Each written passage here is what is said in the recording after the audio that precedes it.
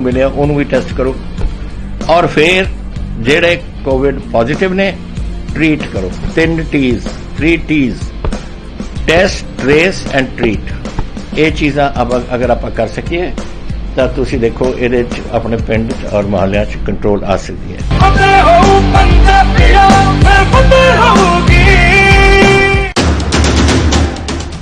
राष्ट्र धर्म रात 8 बजे सिर्फ ANB न्यूज पर।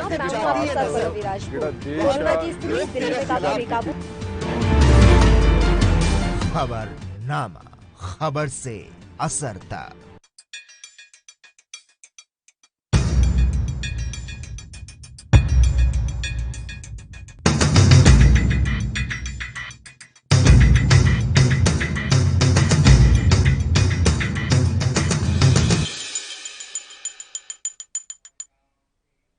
नमस्कार, ANB न्यूज देख रहे हैं आप। मैं हूं आपके साथ पल्लवी राजपूत और हमारे खास कार्यक्रम खबरनामा में आप सभी का स्वागत है। केंद्र सरकार की ओर से अनुच्छेद 370 को हटाए हुए जल्द ही 2 साल पूरे हो जाएंगे। मोदी सरकार ने इसके साथ ही जम्मू कश्मीर से राज्य का दर्जा छीनते हुए इसे 2 केंद्र शासित प्रदेशों में बांटने का फैसला भी किया था। इन दोनों ही फैसलों पर कांग्रेस पार्टी लगातार बीजेपी का विरोध करती रही है। हालांकि पिछले कुछ समय में पार्टी ने इस पर खुलकर कुछ भी नहीं कहा है। इस बीच कांग्रेस नेता दिग्विजय सिंह का एक कथित ऑडियो वायरल हो रहा है। बीजेपी का दावा है कि इसमें कांग्रेस नेता ने एक पाकिस्तानी पत्रकार के सामने कश्मीर में अनुच्छेद 370 को लेकर पुनर्विचार करने की बात कही है। बता दें कि ANB न्यूज इस ऑडियो की पुष्टि नहीं करता है, लेकिन इस मसले पर अभी सियासी संग्राम छिड़ा हुआ है। एक रिपोर्ट देखिए आप।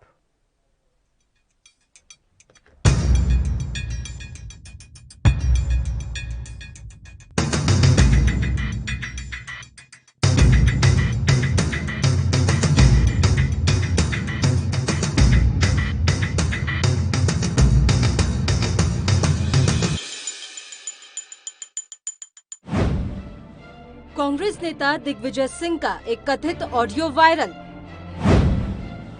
कांग्रेस सत्ता में लौटी तो आर्टिकल 370 का फैसला पलटेगा। क्या यही है कांग्रेस की विचारधारा? धारा 370 की बहाली पर पाकिस्तान में बयान देने की क्या जरूरत? कांग्रेस नेता दिग्विजय सिंह का क्लब हाउस चैट वायरल होने के बाद बीजेपी उन पर पूरी तरह से हमलावर हो गई है। बीजेपी प्रवक्ता संबित पात्रा ने प्रेस कॉन्फ्रेंस करते हुए कांग्रेस पार्टी पर तीखा हमला किया। संबित पात्रा ने कहा, कांग्रेस का पाकिस्तान के साथ रिश्ता है, दोनों के बयान एक जैसे होते हैं, दोनों के विचार एक जैसे हैं। सोशल मीडिया पर बीजेपी नेताओं की ओर से जो ऑडियो शेयर किया जा रहा है उसे ट्विटर की क्लब हाउस चैट का बताया जा रहा है। इसमें दिग्विजय सिंह के साथ भारत के सोशल मीडिया की कुछ और हस्तियों को शामिल देखा जा सकता है। भाजपा प्रवक्ता संबित पात्रा ने इस ऑडियो को शेयर कर दावा किया कि पाकिस्तानी पत्रकार ने दिग्विजय सिंह से मोदी को हटाने और कश्मीर नीति को लेकर सवाल किया था। चलिए आपको वो वायरल ऑडियो भी सुनाते हैं। Democracy was not there in Kashmir when they revoked Article 370. Then Insaniyat was not there because they put everyone behind bars. And Kashmiriyat is something which is basically the fundamentals of secularism. Because in a Muslim majority state, there was a Hindu Raja, and both worked together. In fact, the reservation in Kashmir was given to the Kashmiri Pandits in government services. So therefore, the decision of revoking Article 370 and reducing the statehood of J&K is extremely, I would say, sad decision, and the Congress party would certainly have to have a relook on this issue. Thank you so much. Thank you, Shazib. Next speaker is, Nyanesh. Nyanesh, please ask your question. Thank you so much. इस club house league को share करते हुए भाजपा के IT cell के प्रमुख अमित मालवीय ने कहा, club house chat में राहुल गांधी के सबसे करीबी दिग्विजय सिंह पाकिस्तानी पत्रकार को बताते हैं कि अगर वे सत्ता में आए तो अनुच्छेद 370 को हटाने के फैसले पर पुनर्विचार कर सकते हैं। मालवीय आगे लिखते हैं, क्या सच में यही तो पाकिस्तान चाहता है? इसी ऑडियो को शेयर कर संबित पात्रा कहते हैं कि दिग्विजय सिंह ने कहा है कि अगर कांग्रेस सत्ता में आती है तो उन्हें अनुच्छेद 370 के बारे में सोचना पड़ सकता है। वे इसे दोबारा लागू भी कर सकते हैं। उन्होंने हिंदू कट्टरपंथियों के बारे में बात की। कांग्रेस देश विरोधियों का क्लब हाउस है। विजय सिंह जी का ये कहना कोई नई बात नहीं है कि बंधुगण, मगर एक सीरियसनेस के साथ हम ये कहना चाहते हैं कि ये कोई वन रैंडम स्टेटमेंट, ये किसी एक कांग्रेस के व्यक्ति का पर्सनल विचार हो, निजी विचार हो या व्यक्तिगत विचार हो, ऐसा नहीं है। कुछ दिनों पहले हमने एक टूल किट के विषय में भी जिक्र किया था। ये सारा जो आप देख रहे हैं, ये सारा उस टूल किट का हिस्सा है। All this is part of the tool kit of Congress party. Bharat को किस प्रकार से अपदस्थ करना है, हिंदुस्तान के खिलाफ किस प्रकार से बोलना है, मोदी जी के खिलाफ किस प्रकार जहर उगलना है, भले उसके लिए पाकिस्तान, चीन इत्यादि से समर्थन क्यों न लेना पड़े, ये सारा कुछ कांग्रेस के उस टूल किट का हिस्सा है, जिस टूल किट के विषय में भारतीय जनता पार्टी ने खुलासा भी किया था और हमारे तमाम बड़े नेताओं ने कांग्रेस का पर्दाफाश किया था। बंधुगण, इस क्लब हाउस में हम देखते हैं कि पाकिस्तान का एक पत्रकार, पाकिस्तान का एक जर्नलिस्ट किस प्रकार से मोदी जी के हटने के बाद भारत की सत्ता क्या होगा, भारत के सत्ता का पॉलिसी कैसा होगा, कश्मीर पॉलिसी कैसा होगा, इस पर सवाल पूछता है। आप खुद बताइए, आप में से यदि कोई उसमें मौजूद होता, आपसे यह सवाल पूछा जाता, तो स्वाभाविक है हम में से कोई भी व्यक्ति उस पत्रकार को कहता, अरे भाई पत्रकारिता तो ठीक है, हमारे यहां सरकार कब परिवर्तित होगी, कैसे परिवर्तित होगी, इसमें आपको नाक घुसाने की आवश्यकता क्या है? इस विषय में आपको व्यक्तिगत रूप से इंटरफियर करने की आवश्यकता क्या है? आप तो पाकिस्तानी हैं। इस मसले पर प्रतिक्रियाओं का दौर भी जारी है। बीजेपी जहां हमलावर है, वहीं कांग्रेस और जम्मू कश्मीर के विपक्षी नेता दिग्विजय सिंह का समर्थन करते नजर आ रहे हैं।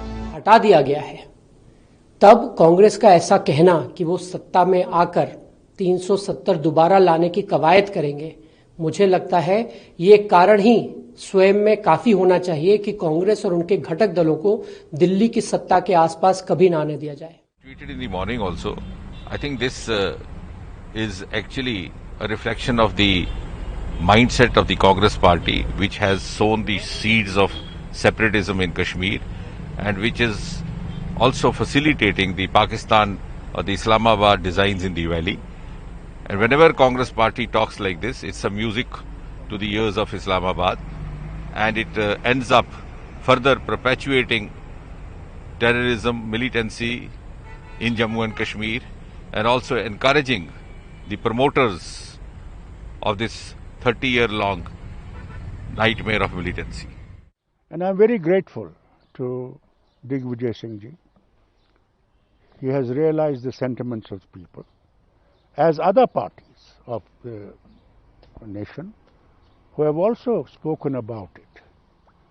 And they are very clear about it, that what you have done, you are losing the will of the people for the nation. And I think he has done well, and I welcome it heartily, and I hope that the present government will look into this again and try and win the heart of the people of the state. And that can only be won if they reverse what they did on the 5th of August 2019.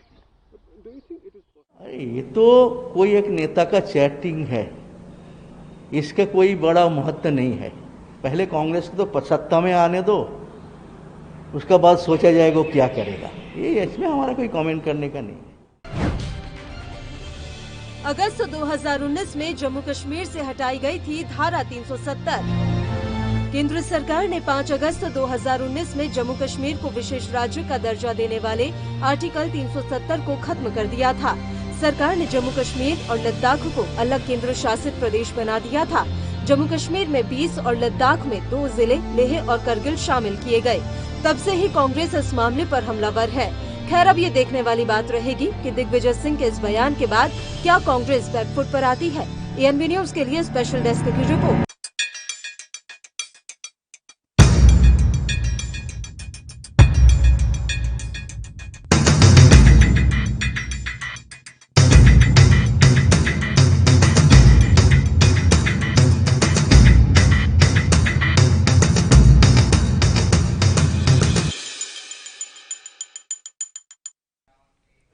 तो ये report आपने देखी किस तरीके से धारा 370 का मसला एक बार फिर उठ गया है और लगातार भारतीय जनता पार्टी कांग्रेस पर हमला बोल रही है। संबित पात्रा ने बकायदा प्रेस कॉन्फ्रेंस करके सवाल पूछा है कि ये बयान सिर्फ दिग्विजय सिंह का है या फिर सोनिया गांधी और राहुल गांधी भी कुछ ऐसी ही विचारधारा रखते हैं। तो इस मसले पर अब आरोप प्रत्यारोप का सिलसिला शुरू हो गया है। हालांकि दिग्विजय सिंह अपनी सफाई पेश कर रहे हैं, लेकिन इस पूरे मामले पर भारतीय जनता पार्टी कांग्रेस पर हमलावर होती हुई और हावी होती हुई नजर आ रही है। आज इसी मसले पर हम चर्चा करेंगे। 2 मेहमान इस समय हमारे साथ जुड़ गए हैं। प्रेम कुमार जी जो कि वरिष्ठ पत्रकार हैं, इनके अलावा राजनीतिक विश्लेषक डॉक्टर नेपाल सिंह जी इस समय हमारे साथ जुड़े हुए हैं। मैं दोनों ही मेहमानों का स्वागत करती हूं एएनबी न्यूज पर। सबसे पहले डॉक्टर नेपाल सिंह, हम आपके पास ही आना चाहेंगे। सर, जिस तरह की स्थितियां धारा 370 को लेकर उस समय बनी हुई थी, ऐसा लग रहा था कि जैसा माहौल विपक्ष ने बनाया था कि खून खराबा होगा, बहुत कुछ होगा, लेकिन हुआ कुछ नहीं, ऐसा कुछ दिखता नहीं। तो क्या इसी की टीस है कांग्रेस के मन में?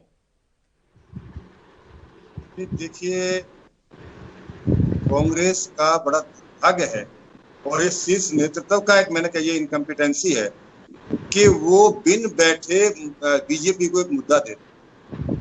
बीजेपी अपनी कुछ समस्या में घिरी हुई थी, चाहे वो यूपी की समस्या थी, यूपी में उसके सामने कुछ थोड़ी समस्याएं आई थी, बंगाल में भी हार के आई थी, बहुत सारी जगह उसको अपने घटकों से दिक्कत हो रही है, पंजाब में दिक्कत हो रही है।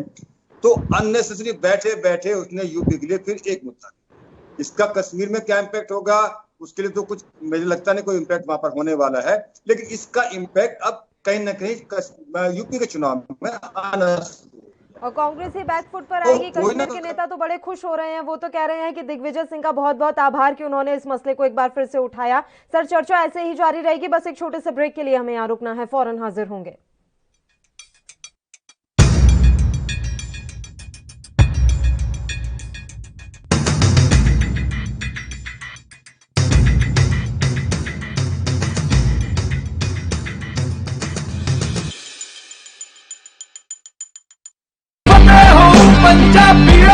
फतेह किट ਦਿੱਤੇ ਨੇ ਕਿ ਤੁਹਾਨੂੰ ਕਿਤੇ ਜਾਣ ਦੀ ਲੋੜ ਨਹੀਂ। ਅਗਰ ਤੁਸੀਂ ਪੋਜ਼ਿਟਿਵ ਹੋ, ਸਟੇਜ 1 ਦੇ ਵਿੱਚ ਹੋ, ਲੈਵਲ 1 ਦੇ ਵਿੱਚ ਹੋ, ਆਪਣੇ ਘਰ ਜਾਓ, ਫਤਿਹ ਕਿਟ ਤੁਹਾਨੂੰ ਮਿਲ ਜੂਗਾ।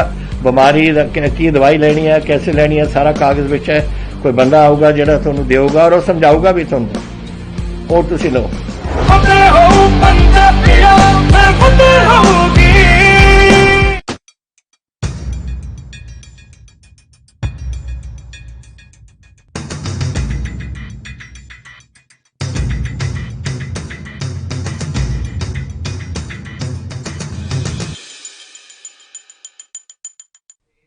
ब्रेक के बाद एक बार फिर से आप सभी का स्वागत है। दिग्विजय सिंह के उस ऑडियो चैट के बारे में आज हम बात कर रहे हैं जिसको लेकर पूरे दिन से सियासत सुलगी हुई है। डॉक्टर नेपाल सिंह, आपकी बात अधूरी रह गई थी सर, मैं आपके पास ही आना चाहूंगी और आपका जवाब जैसे खत्म होगा प्रेम कुमार जी हम आपके पास भी आएंगे। सर बताइए डॉक्टर नेपाल सिंह। हाँ, पल्लवी जी, मैं कह रहा था कि ये एक बड़ा दुर्भाग्य की बात है।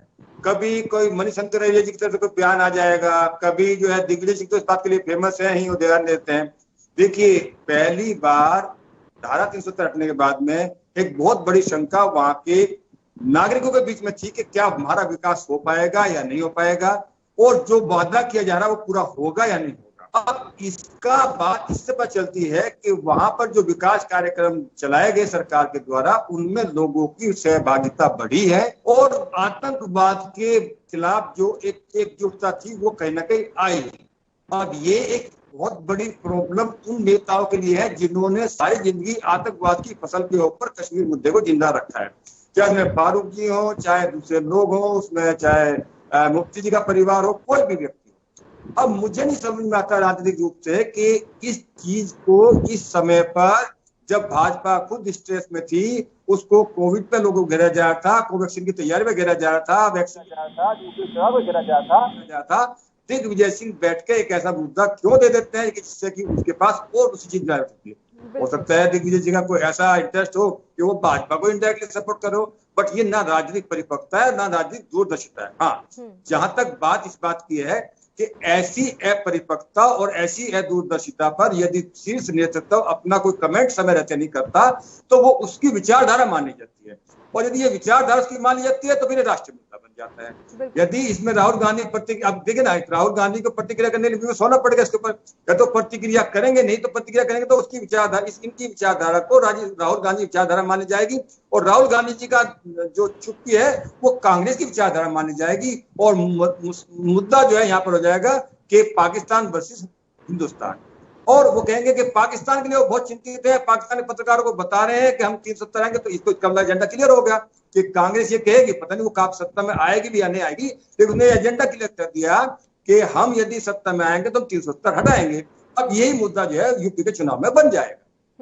बिल्कुल, ये साफ तौर पर दिखाई दे रहा है कि आगे क्या कुछ इस मसले का इम्पैक्ट होने वाला है। प्रेम कुमार जी, मुझे तो ये समझ नहीं आता सर कि जरूरत क्या पड़ जाती है आपको कि आप एक पाकिस्तानी पत्रकार के सवाल का जवाब दे रहे हैं, चलिए आप दे भी रहे हैं, तो हमारे देश में चुनाव कब होंगे, हमारे देश में कौन सी पार्टी चुनाव जीत कर आएगी, उसके बाद हमारा मुद्दा क्या होगा, और ऐसा मुद्दा जिससे पूरा पूरा पाकिस्तान जुड़ा हुआ है, उस मुद्दे पर आप बात कर रहे हैं, इसकी जरूरत क्या है? सस्ती पब्लिसिटी चाहिए या कोई और रीजन है, या कांग्रेस की अब बिल्कुल इतनी ज्यादा धरातल खत्म हो चुका है कि वो जैसे तैसे अपना यहां कुनबा जुटाने की कोशिश कह लीजिए या फिर अपनी खोई हुई जमीन को वापस पाने की कोशिश कह लीजिए, ये सब कर रही है, ये सस्ती पब्लिसिटी मानी जाए? देखिए पल्लवी जी, आपके प्रश्न में 2-3 हिस्से हैं। पहला तो मैं पत्रकार हूं और आपका सवाल जो है पत्रकारिता को लेकर के है कि एक पत्रकार सवाल क्या पूछे और राजनेता जवाब दे कि नहीं। पत्रकार को ज्योग्राफिकल लिमिटेशंस में बांधकर नहीं रखा जा सकता। ऐसा नहीं होगा कि हिंदुस्तान का पत्रकार पाकिस्तान के राजनेता से सवाल न करे या फिर दुनिया के दूसरे देश के पत्रकार किसी और देश के राजनेता से सवाल न करे। पत्रकार ग्लोबल अगर नहीं होगा, ग्लोबल नजरिया नहीं होगा, तो न तो कभी पनामा लीक बाहर आएगा और न कोरोना में कोई साजिश है तो वो थ्योरी सामने आएगी। तो पत्रकार को हमेशा इस तरीके से अगर बांध के हम रखेंगे कि वो सवाल ही ना पूछे तो ये बिल्कुल ही सही नहीं है। एक बात जो आपने उठाई वो पत्रकार तो पूछेगा, चाहे पाकिस्तान का हो। मेरा सवाल ये नहीं था सर कि उन्होंने सवाल क्यों किया, मैं वही कह रही थी कि अगर पाकिस्तानी पत्रकार की तरफ से सवाल पूछा गया है तो आपको ऐसे सवालों के जवाब देने की क्या जरूरत आन पड़ी है? अभी मैं राहुल गांधी को लेकर कोई सवाल कांग्रेस के प्रवक्ता से पूछती हूँ, वो कभी सीधा सीधा जवाब नहीं देते, लेकिन आपको कोई ऐसे मुल्क का पत्रकार सवाल पूछ रहा है जिससे हमारी बनती नहीं है, और आज भी सोपोर में अटैक हुआ, हमारे 2 जवान मारे गए, हमारे 2 सिविलियंस मारे गए, आप ऐसे मुल्क के पत्रकार के सवाल का जवाब दे रहे हैं, वो भी हमारे देश के अंदरूनी मामले पर, क्यों? एक तो बात पल्लवी जी ये है कि अगर हमारा देश दुश्मन देश है, ये तय हो जाए कि कोई हिंदुस्तान का आदमी पाकिस्तान के लोगों से बात नहीं करेगा, उनके पत्रकारों का जवाब नहीं दीजिएगा पत्रकारों के सवाल का, तो ये एक अलग स्थिति है। लेकिन ऐसा कुछ नहीं है। अभी भारत और पाकिस्तान के बीच संबंध कैसे बहाल किए जाए, आज की भी खबर है, बातचीत चल रही है और ये लगातार चल रही है। मोदी सरकार भी इस इनिशिएटिव ले रही है, तो ये एक स्थिति है। और अटल बिहारी वाजपेयी जी की विवाद को याद करें तो हम पड़ोसी नहीं बदल सकते, ये भी एक बात है भारतीय जनता पार्टी की लाइन है। खैर, लेकिन हम अभी के सवाल पर आते हैं कि जो प्रश्न उठे हैं दिग्विजय सिंह जी के बयान को लेकर, अनुच्छेद 370 है। अनुच्छेद 370 को पाकिस्तान ने नहीं लगाया था, हिंदुस्तान की सरकार ने लाया था, और इसको हटाया भी गया है, वो भी हिंदुस्तान की सरकार ने ही किया है। दोनों ही संविधान के दायरे में किया गया है। इसको क्वेश्चन करने वाले लोग, उनके लिए भी हमारे देश में व्यवस्था है, वो भी संवैधानिक तरीके से सुप्रीम कोर्ट पहुंचे हैं, जो व्यवस्था होगी सुप्रीम कोर्ट देगा। तो यहाँ पर तो अनुच्छेद 370 हटाने की बात करना या लगाने की बात करना कहीं से भी देश विरोधी नहीं हो जाता। ये पॉलिसी का डिसीजन हो सकता है, पॉलिटिकली किसको कितना फायदा हो, किसको कितना नुकसान हो, लेकिन कम से कम देशद्रोह तो कतई नहीं है। अगर भारतीय जनता पार्टी ये कहती है कि ये देशद्रोह है, तो सबसे बड़ा सवाल ये उठता है कि आप क्या प्रेस कॉन्फ्रेंस करने के लिए बैठे हैं देशद्रोह का? अगर देशद्रोही है कोई पार्टी, कोई नेता, कोई इसका बयान, तो इस देश में अदालत है देशद्रोह के मुकदमे को संभालने के लिए। आप प्रेस कॉन्फ्रेंस करके राजनीति मत करिए, इसको कटघरे में खड़ा कीजिए, साबित कीजिए कि वो देशद्रोह। लेकिन ये देशद्रोह बोल करके पॉलिटिसाइज किया जा रहा है। उनका भी मकसद है उत्तर प्रदेश का चुनाव, उसको कैसे हम अनुच्छेद 370 और हिंदू मुसलमान की ओर ले जाएं। स्पष्ट रूप से ये हम सारी कमियां जो है दिग्विजय सिंह में देखे थे। सर आपको रोक रही हूँ बीच में, अभी ब्रेक का यहाँ पर वक्त हो चला है, तुरंत हाजिर होंगे। ब्रेक के बाद मैं आपका पूरा जवाब लूंगी, फौरन हाजिर होंगे।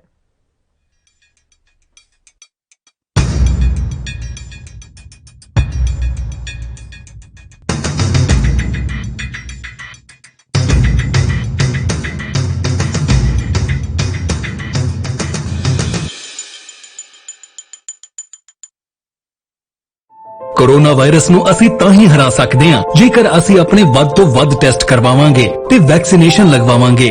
जैसे ਤੁਹਾਨੂੰ ਕੋਈ ਥੋੜੀ ਬਿਮਾਰੀ ਵੀ ਲੱਗੇ, ਤੁਹਾਨੂੰ ਲੱਗੇ ਕਿ ਮੈਨੂੰ ਮੇਰੀ ਛਾਤੀ 'ਚ ਦਰਦ ਹੈ ਜਾਂ ਮੈਨੂੰ ਖਾਂਸੀ ਹੋ ਗਈ ਜਾਂ ਮੈਨੂੰ ਜ਼ੁਕਾਮ ਹੋ ਗਿਆ ਜਾਂ ਮੇਰਾ ਬਦਨ ਦਰਦ ਹੈ, ਤੁਸੀਂ ਵੇਟ ਨਾ ਕਰੋ, ਟੈਸਟ ਕਰਾਓ। ਪੰਜਾਬ ਸਰਕਾਰ ਵੱਲੋਂ ਕੋਰੋਨਾ ਵਾਇਰਸ ਨਾਲ ਨਜਿੱਠਣ ਲਈ ਪੰਜਾਬ ਦੇ ਪਿੰਡਾਂ ਵਿੱਚ ਵੈਕਸੀਨੇਸ਼ਨ ਡਰਾਈਵ ਚਲਾਈ ਗਈ ਹੈ ਤਾਂ ਜੋ 18 ਸਾਲ ਤੋਂ ਉੱਪਰ ਦੇ ਸਾਰੇ ਲੋਕ ਜਲਦ ਤੋਂ ਜਲਦ ਆਪਣੀ ਵੈਕਸੀਨੇਸ਼ਨ ਕਰਵਾ ਸਕਣ। पूरे पंजाब ਦੇ ਪਿੰਡਾਂ ਲਈ ਕੋਵਿਡ ਟੈਸਟਿੰਗ ਕੇਂਦਰ ਸਥਾਪਿਤ ਕੀਤੇ ਗਏ ਨੇ। ਜੇਕਰ ਤੁਹਾਨੂੰ ਬੁਖਾਰ ਜ਼ੁਕਾਮ ਜਿਹੇ ਲੱਛਣ ਮਹਿਸੂਸ ਹੁੰਦੇ ਹਨ ਤਾਂ ਤੁਰੰਤ ਆਪਣਾ ਕੋਰੋਨਾ ਵਾਇਰਸ ਦਾ ਟੈਸਟ ਕਰਵਾਓ। ਕੋਰੋਨਾ ਸੰਬੰਧੀ ਜਾਣਕਾਰੀ ਲਈ 104 ਹੈਲਪਲਾਈਨ ਤੇ ਕਾਲ ਕਰੋ। तो ਤੁਸੀਂ ਪਲੀਜ਼ ਇਸ ਗੱਲ ਤੋਂ ਹੁਣ ਮੇਰੀ ਗੱਲ ਮੰਨੋ ਕਿ ਆਪਾਂ ਪੰਜਾਬ ਨੂੰ ਬਚਾਉਣਾ ਹੈ, ਆਪਣੇ ਪਰਿਵਾਰਾਂ ਨੂੰ ਬਚਾਉਣਾ ਹੈ, ਆਪਣੇ ਪਿੰਡ ਨੂੰ ਬਚਾਉਣਾ ਹੈ, ਤੁਸੀਂ ਆਪਣੇ ਮੁਹੱਲਿਆਂ ਨੂੰ ਬਚਾਉਣਾ ਹੈ। ਤੁਸੀਂ ਜੋ ਦੱਸਿਆ ਡਾਕਟਰਾਂ ਨੇ ਕਰੋ। हिदायतां दी पालना करके आओ मिलके करिए कोरोना ते फतेह। यही है साडा मिशन फतेह।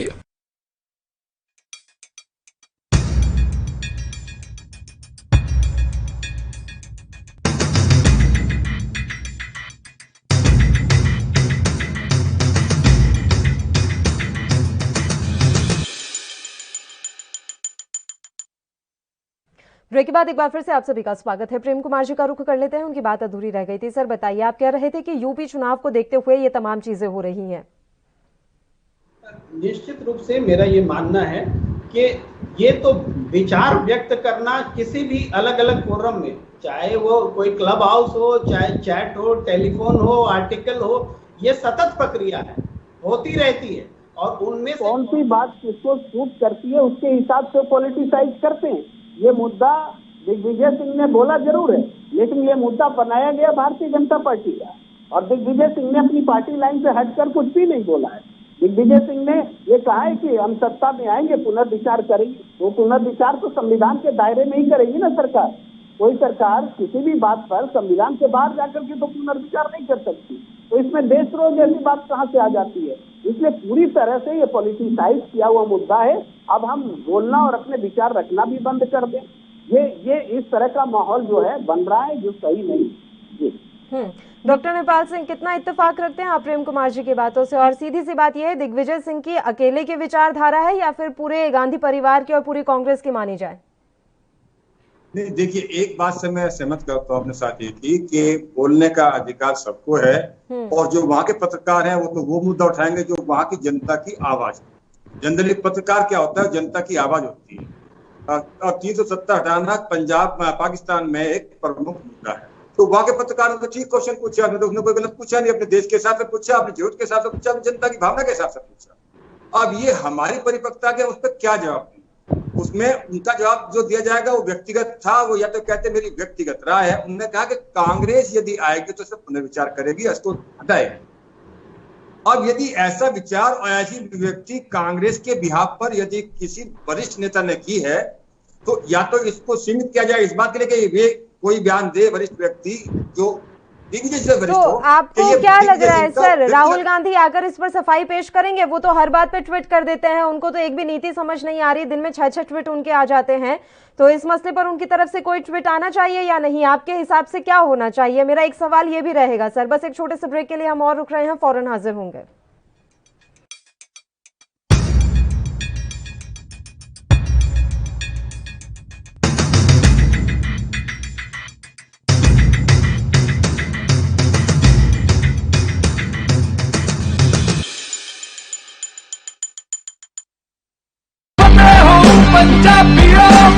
वैक्सीन जरूर करवानी है तुसीं थोड़े एंटीबॉडीज ਵਧਾਉਣੇ ने ਜਦੋਂ ਤੁਹਾਡੇ एंटीबॉडीज ਵਧਣਗੇ ਉਹ एंटीबॉडीज ने ਜਿਹੜੇ कोरोना ਦੇ ਨਾਲ ਜੰਗ ਲੜ ਸਕਦੀ ਹੈ ਤੁਹਾਡੇ ਬੋਡੀਜ਼ ਦੇ ਵਿੱਚ ਇਹ ਤੁਹਾਨੂੰ ਕਰਾਉਣਾ ਚਾਹੀਦਾ ਹੈ ਤੁਹਾਨੂੰ ਉਹ ਡਾਕਟਰ ਜੋ ਪਹਿਲੇ ਦਿਨ ਤੋਂ ਕਹਿ ਰਹੇ ਨੇ ਮਾਸਕ ਨਹੀਂ ਭੁੱਲਣਾ ਅਗਰ ਕਿਸੇ ਨੂੰ ਕੋਵਿਡ ਹੋ ਵੀ ਚੁੱਕਿਆ ਉਹਨੂੰ ਵੀ ਦੇਖੋ ਕਿ ਮਾਸਕ ਪਹਿਨੇ ਕਿਉਂਕਿ ਸਟ੍ਰੇਨਸ ਬਦਲਦੇ ਇਹ ਜਿਹੜੇ ਸਟ੍ਰੇਨ ਨੇ ਨਾ ਕੋਰੋਨਾ ਦੇ ਇਹਨਾਂ ਦੀ ਮਿਊਟੈਂਟਸ ਬਣ ਜਾਂਦੇ ਨੇ ਇਸ ਕਰਕੇ ਤੁਸੀਂ ਉਹ ਜੋ ਬੇਸਿਕ ਚੀਜ਼ਾਂ ਨੇ ਮਾਸਕ ਪਹਿਨਣਾ ਹੱਥ ਧੋਣੇ सोशल डिस्टेंसिंग रखनी ये जरूरी है ਤੁਹਾਨੂੰ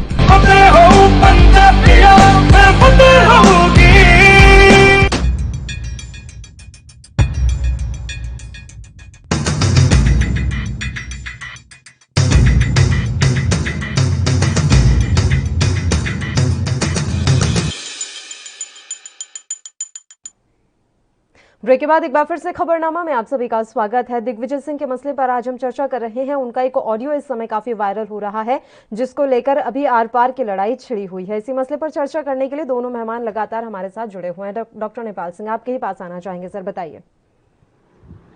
हाँ पल्लवी जी, मैं कह रहा था कि देखिए एक इशू पे बिल्कुल क्लियर है कि वहाँ के पत्रकार ने वहाँ की जन भावना के हिसाब से वहाँ की जरूरत के हिसाब से अपने हिसाब से एक अच्छा क्वेश्चन उठाया। दिग्विजय ने उसका जवाब दिया, वो व्यक्तिगत था या वो कांग्रेस का जवाब था, ये इसके ऊपर एक स्पष्टीकरण कहीं ना कहीं जनता जरूर अपेक्षा करती है। और जो मेरे वरिष्ठ साथी ने एक बात कही, देशद्रोह के इसमें न लाके इसको देश हित और देश अनहित की बात करी जाएगी। और देश हित का मुद्दा वो होता है जो जनमानस में बहुमत के साथ होता है। तो अब जनमानस का बहुमत ये अपेक्षा जरूर करता है राहुल गांधी जी से कि वो इस पर अपना स्पष्टीकरण दें कि कांग्रेस की नीति स्पष्ट है क्या वो वाकई में यदि बहुमत में आती है तो वो इसको हटाएगी या नहीं हटाएगी। यदि वो ऐसा कहते हैं तो उस पर एक मुद्दा अगले चुनाव में जहां भी चुनाव होंगे उसमें मुद्दा जाएगा, उस पर लोगों की अभिव्यक्ति आएगी, उस पर कहने के बहुमत का पार्ट वो भी बनेगा। जिस तरह से हमने किसानों की बात उठाई, जिस तरह हमने दूसरे मुद्दा उठाए, मुद्दा ये भी आएगा। तो यूपी के चुनाव में भी एक मुद्दा आएगा कि क्या कांग्रेस की नीति देश हित की है या देश हित की नहीं है। ये हम नहीं डिसाइड करते, जनता डिसाइड करती है। कानून देशद्रोह डिसाइड कर सकता है। देशद्रोह में हम डिफाइन करने के लिए वो लॉ हो जाता है, लेकिन देश हित का मुद्दे को जनता के अदालत में ले जाना वो अभिव्यक्ति दिया जाती है। कुछ लोग कहने कि ऐसा नहीं होना चाहिए, कुछ लोग कहने कि ऐसा होना चाहिए, और उसमें बहुमत जो कहता है वही होता है। बिल्कुल बिल्कुल। प्रेम कुमार जी बताइए, डॉक्टर नेपाल सिंह की बातों से आप कितना सहमत हैं? और दूसरा सर, ये राष्ट्र विरोधी या देश विरोधी की तो खैर हमने यहाँ पे कोई बात ही नहीं की, वो तो भारतीय जनता पार्टी माहौल ही ऐसा क्रिएट कर देती है, या तो वो हिंदू मुस्लिम पे चला जाता है या देश विरोधी राष्ट्र विरोधी पर चला जाता है। तो इसके अलावा क्या इस तरह की बातें ऐसे प्लेटफॉर्म पर करना सही है? अभिव्यक्ति की आजादी आपसे कोई नहीं छीन रहा, लेकिन हित और अहित सोचना किसका धर्म है? देखिए पल्लवी जी, ये तो बात सही है कि जब कोई राजनेता बोलता है तो अपनी पार्टी का हित और पॉलिसी को देखकर बोलना चाहिए। ये अब यहाँ इस मुद्दे पर देखिए कश्मीर के लोगों की सोच और शेष कश्मीर के लोगों की सोच अलग अलग हो सकती है। तो अगर कश्मीर के लोगों की सोच के साथ जो पार्टी खड़ी हो जाती है तो उसको राजनीतिक नुकसान भी हो सकता है, क्योंकि शेष हिंदुस्तान में, शेष कश्मीर में जो राजनीतिक दल है, क्योंकि कांग्रेस राष्ट्रीय पार्टी है, अगर वो सिर्फ कश्मीर के लोगों की बात करती रहेगी तो निश्चित रूप से शेष कश्मीर में यानी बाकी जो हिंदुस्तान है उसमें नुकसान होगा। लेकिन इस नफा नुकसान की चिंता कांग्रेस को करने दिया जाना चाहिए। वो करे कांग्रेस की चिंता कि वो किस तरीके से महामारी मुद्दा बनाना चाहती है कि कश्मीर का मुद्दा को चुनाव में मुद्दा बनाना चाहती है। बीजेपी की कोशिश है कि कश्मीर मुद्दा बने ताकि शेष कश्मीर जो है हिंदुस्तान में उसको मोबिलाइज करे कांग्रेस के खिलाफ, क्योंकि उसको यही राजनीति सूट करती है। अब कांग्रेस को यह तय करना है कि वो कौन सी राजनीति उसको करती है। लेकिन दिग्विजय सिंह के बयान में ऐसी कोई भी बात नहीं है जो कि कानूनी रूप से गलत हो। ठीक है, डॉक्टर नेपाल सिंह आपके पास आना चाहेंगे। उससे पहले बस एक और छोटे से ब्रेक के लिए हम यहाँ बुलेटिन में रुक रहे हैं। आप देखते रहिए ANB न्यूज।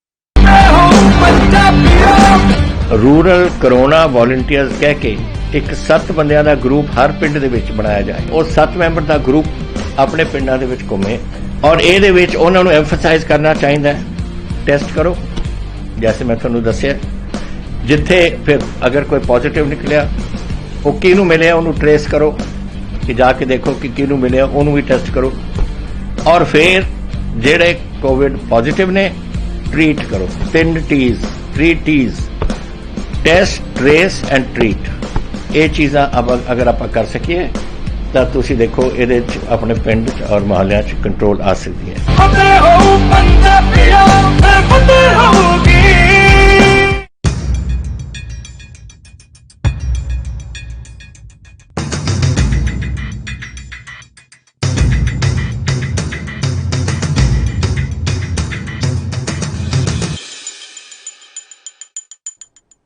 ब्रेक के बाद एक बार फिर से आप सभी का स्वागत है। डॉक्टर नेपाल सिंह, एक सवाल है मेरे मन में सर, अगर इसे यूपी के चुनाव से जोड़कर देखा जाए तो भारतीय जनता पार्टी को इसका कितना फायदा हो जाएगा? क्योंकि धारा 370 का मसला लोकसभा चुनाव के लिए तो सटीक बैठता है, विधानसभा चुनाव के तो मुद्दे लड़े ही वहां के स्थानीय मसलों पर जाते हैं और यूपी तो अपने आप में इतना बड़ा राज्य है, वहां तो राम मंदिर का मुद्दा ही इतना गर्म है।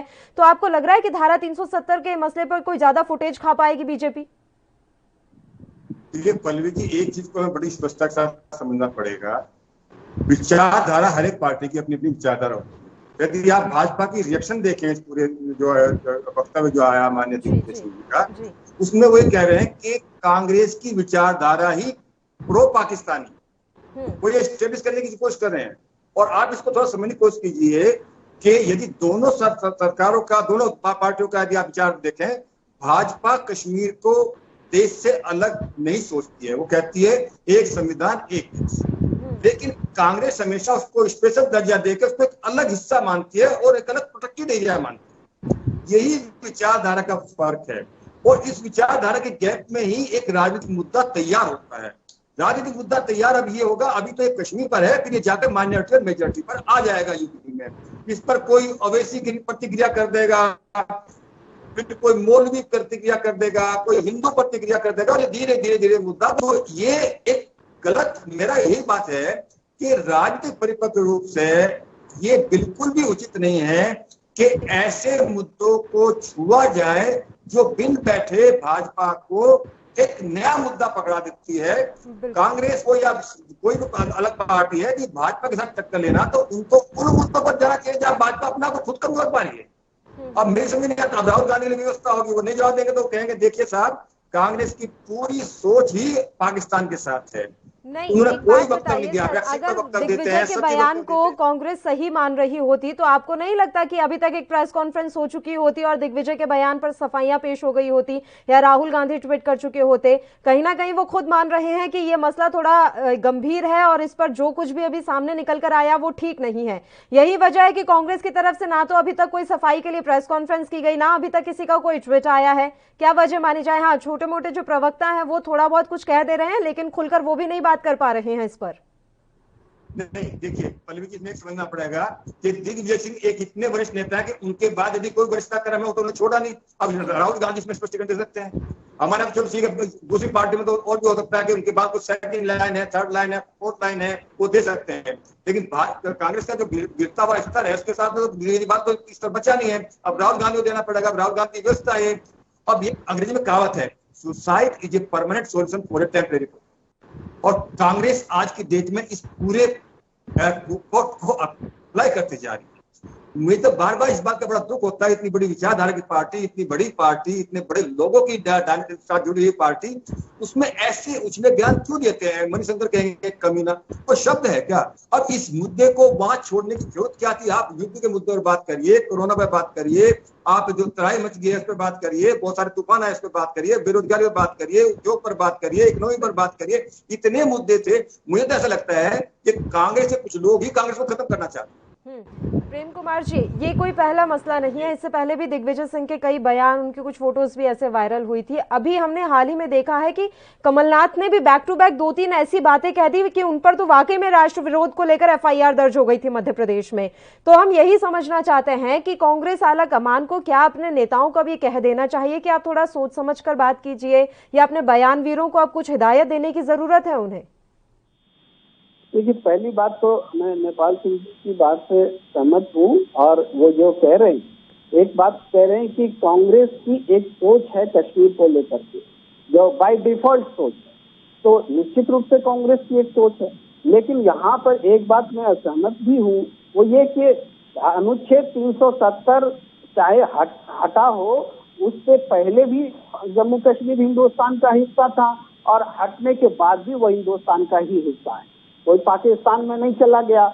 आज भी कोई इस रूप इंटीग्रेशन के रूप में कोई भी नेशनल इंटीग्रेशन में फर्क नहीं पड़ा है इस धारा अनुच्छेद 370 के विलोपन से।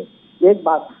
उसके बाद आप आइए राजनीति में किसको क्या बोलना चाहिए नहीं बोलना चाहिए। आपको याद होगा कि मनमोहन सिंह जी को भी प्रधानमंत्री थे, उनको पूर्व प्रधानमंत्री, उनको भी ये कह दिया गया कि यहाँ पर पाकिस्तान के राजदूतों राजनयिक के साथ बैठ करके मणिशंकर अय्यर भी थे और ये नरेंद्र मोदी को हराने की साजिश रच रहे थे गुजरात में, ये कहा था। और इस पर माफी भी मांगी गई थी राज्यसभा में। उस समय अब दिवंगत हो गए अरुण जेटली जी, उन्होंने सरकार की तरफ से माफी मांगी थी कांग्रेस से। इसके बाद में वो राज्यसभा का सदन चल पाया था। तो इतने बड़े बड़े आरोप लेकर के चुनाव जीतने के लिए बीजेपी सामने आ जाती है। देशद्रोह, राष्ट्रद्रोह अपने पूर्व प्रधानमंत्री पर आरोप लगा देती है। जम्मू कश्मीर के तमाम मुख्यमंत्रियों को देशद्रोही बोल देती है, कांग्रेस पार्टी को देशद्रोही बोल देती है।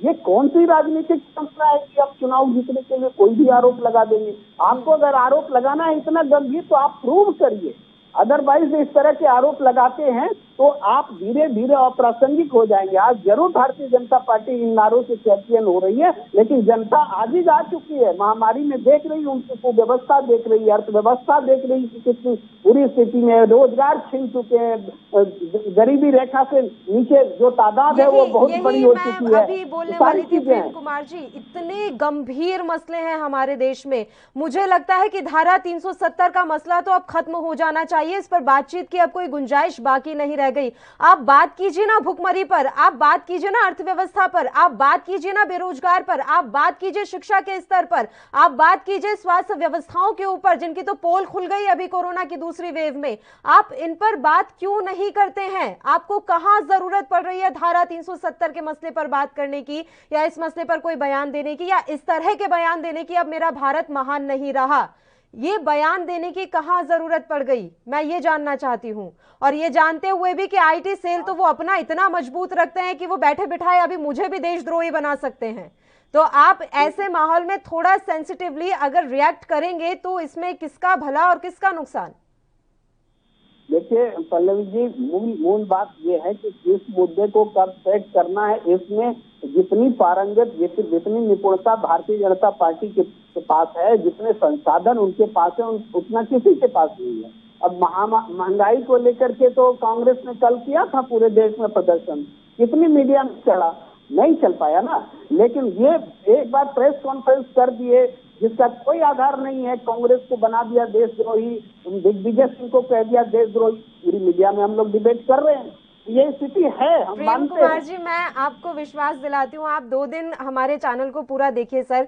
हमने संबित पात्रा की कोई प्रेस कॉन्फ्रेंस नहीं दिखाई, मैं अब इस मसले पर चर्चा कर रही हूँ। और दूसरा, कल पूरे दिन हमने दिखाया कि कांग्रेस कैसे पेट्रोल डीजल के मसले को उठा रही है, और हम खुद चाह रहे हैं कि महंगाई से राहत मिल सके, हम खुद दिखा रहे हैं। ऐसा नहीं है सर कि मीडिया दिखाती नहीं है या जनहित के मुद्दे जो है वो दिखाना नहीं चाहती।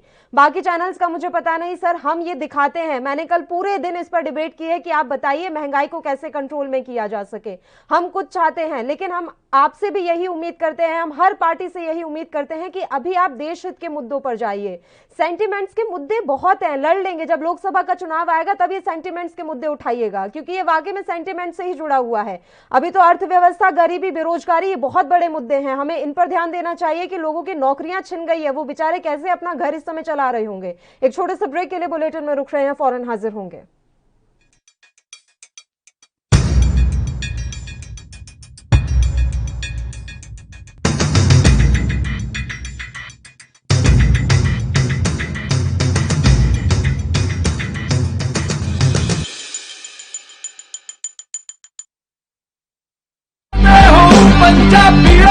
फतेह किट ਦਿੱਤੇ ਨੇ ਕਿ ਤੁਹਾਨੂੰ ਕਿਤੇ ਜਾਣ ਦੀ ਲੋੜ ਨਹੀਂ। ਅਗਰ ਤੁਸੀਂ ਪੋਜ਼ਿਟਿਵ ਹੋ, ਸਟੇਜ 1 ਦੇ ਵਿੱਚ ਹੋ, ਲੈਵਲ 1 ਦੇ ਵਿੱਚ ਹੋ, ਆਪਣੇ ਘਰ ਜਾਓ, ਫਤਿਹ ਕਿਟ ਤੁਹਾਨੂੰ ਮਿਲ ਜੂਗਾ।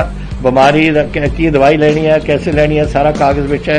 कोई बंदा आऊगा ਜਿਹੜਾ ਤੁਹਾਨੂੰ ਦੇਊਗਾ ਔਰ ਉਹ ਸਮਝਾਊਗਾ ਵੀ ਤੁਹਾਨੂੰ ਉਹ ਤੁਸੀਂ ਲਓ।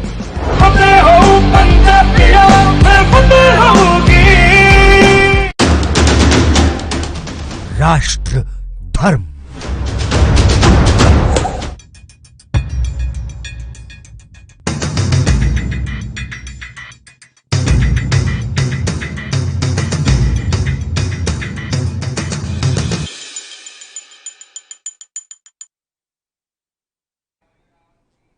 ब्रेक के बाद एक बार फिर से आप सभी का स्वागत है। डॉक्टर सिंह, आपके पास आना चाहूंगे। सर, अगर अभी प्रेम कुमार जी ने एक बात कही कि धारा 370 हटने से पहले भी जम्मू कश्मीर भारत का ही अंग था, 370 हटने के बाद ही भारत का ही अंग है।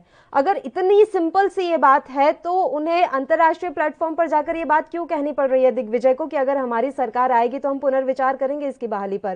अगर वाकई में कुछ बदलाव नहीं हुआ और धारा 370 महज एक शब्द रहा तो फिर पुनर्विचार क्यों किया जाना? उस बात को ही क्यों रिपीट करना कि हम बहाली पर पुनर्विचार करेंगे?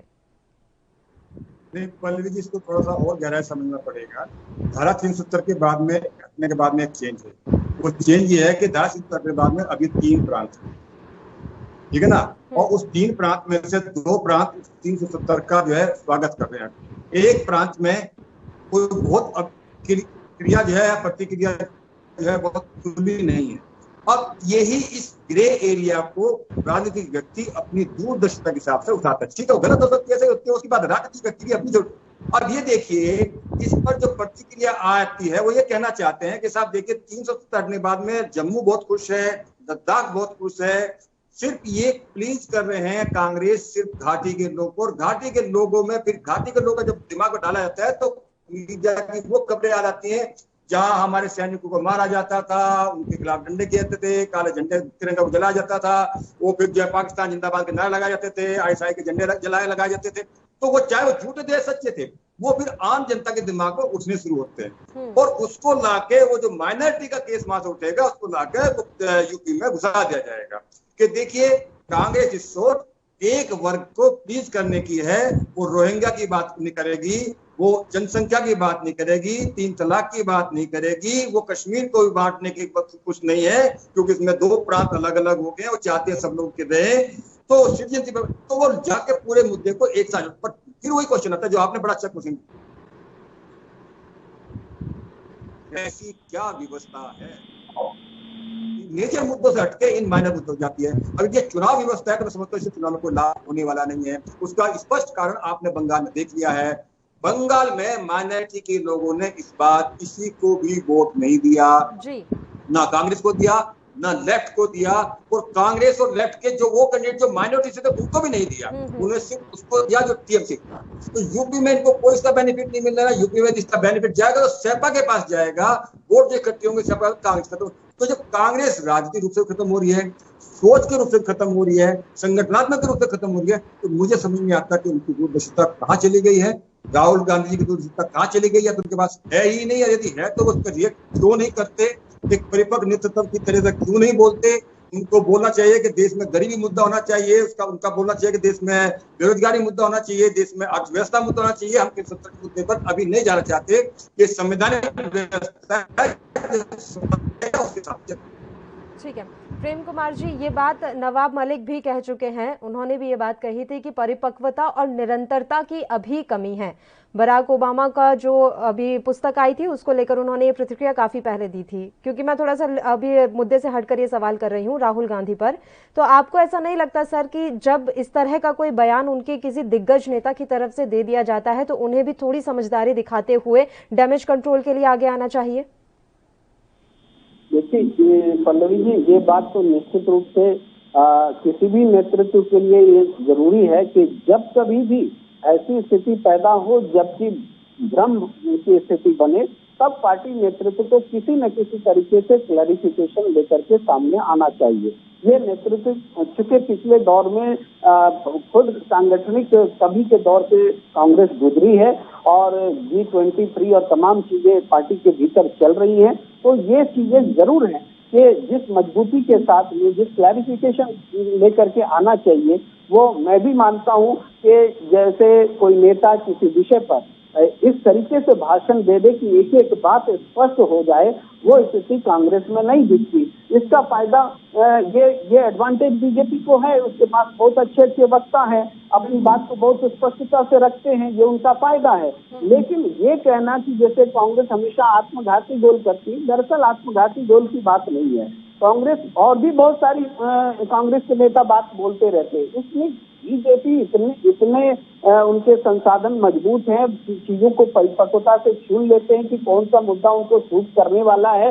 दिग्विजय सिंह ने तो बहुत सी बातें कही कि वहाँ जो धर्मनिरपेक्षता की परंपरा है कि बहुसंख्यक मुस्लिम थे और हिंदू राजा था, ऐसा भी उन्होंने कहा, और भी बातें कही, लेकिन वो तो चर्चा में नहीं है। इसी चर्चा में वोट जो ऐप है उस पर जो उन्होंने कहा, उस पर चर्चा नहीं। बीजेपी को जो सूट करता था उसको लेके वो सामने आई और वो बात चर्चा में। इससे बच नहीं पाएगी कांग्रेस, ये हमले होते रहेंगे, लेकिन इन हमलों का जवाब आपने ठीक कहा कि पूरी स्पष्टता के साथ, नीतिगत स्पष्टता के साथ आपका जो भी स्टैंड, उस स्टैंड से आप अगर मान लेते हैं कि हमको नहीं चाहिए कश्मीर के मुद्दे पर बाकी देश में हमको राजनीतिक फायदा, वो भी एक ईमानदारी की बात होगी। लेकिन वो आपको लेकर के सामने आना होगा कि हमको देश में हम हार जाएं, लेकिन कश्मीर मुद्दे पर हमारा यही रुख है, ये भी स्पष्टता लेकर के आपको आना चाहिए। ये राजनीतिक ईमानदारी का सवाल है जो आप उठा रही है, और निश्चित रूप से एक राजनीतिक पार्टी को मुद्दों में एक स्पष्टता रखनी पड़ेगी। बिल्कुल स्टैंड क्लियर करना चाहिए, ये बात मैं इस बात से बिल्कुल सहमत हूँ सर। स्टैंड क्लियर करने के लिए अभी भी कुछ गुजरा नहीं है, चाहे तो आज भी आकर राहुल गांधी अपना स्टैंड क्लियर कर सकते हैं और बता सकते हैं कि क्या आपकी विचारधारा है, आप किन मुद्दों पर आगे चुनाव में लड़ना चाहते हैं, आप क्या सोचते हैं। ऐसी चीजों को छोड़ देना कहीं ना कहीं उनके लिए ही यहाँ दुखदायी साबित हो रहा है, जो कि ठीक नहीं है। फिलहाल मैं आप दोनों ही मेहमानों का शुक्रिया अदा करना चाहूंगी तमाम चर्चा करने के लिए आप हमारे साथ जुड़े। तो आपको बता दें कि लगातार इस तरह के बयान कांग्रेस के नेताओं के सामने आ रहे हैं जो कांग्रेस के लिए ही घातक साबित हो रहे हैं। अब देखने वाली बात रहेगी कि इस मसले पर क्या कुछ प्रतिक्रिया राहुल गांधी की तरफ से आती है। इसी के साथ खबरनामा में भी फिलहाल के लिए इतना ही। मुझे दीजिए इजाजत। देश प्रदेश की तमाम ताजा खबरों के लिए आप बने रहिए हमारे साथ। नमस्कार।